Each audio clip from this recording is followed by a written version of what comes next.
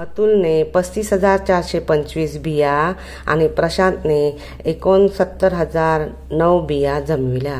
त्यापैकी 71,291 बियांची लागवड केल्यास किती बियांची लागवड करायची राहिली? आता या अतुलने केलेल्या बिया आणि प्रशांतच्या बिया ह्या जमवलेल्या बिया आहेत. आपण एकत्र त्याची बेरीज करूया.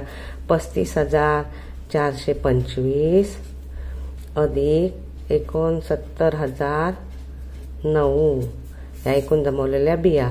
9 आणि 5 14, 14 4 हातचा 1, 2 आणि 1 3, 4 4, 9 आणि 5 14, 14 4 हातचा 1, 6 आणि 3 9 आणि 1 10. आता एकूण ह्या बिया आलेल्या आहेत. त्यापैकी 71,291 बियांची लागवड केली म्हणजे त्या कमी होणार, पण त्याची वजाबाकी करूया त्या आलेल्या संख्येतून.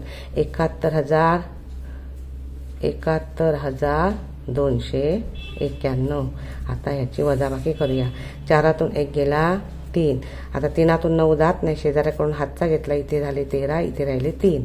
13तून 9 गेले राहिले 4. 3तून 2 गेले राहिला 1. 4तून 1 गेला राहिले 3. आता इथे 0 आहे म्हणजे दशक करूया. म्हणजे 10. 10तून 7 गेले राहिले 3. 33,143 हे त्याचं उत्तर. म्हणजे बिया लागवड करायच्या राहिलेल्या बिया 33,143 हे त्याचं उत्तर.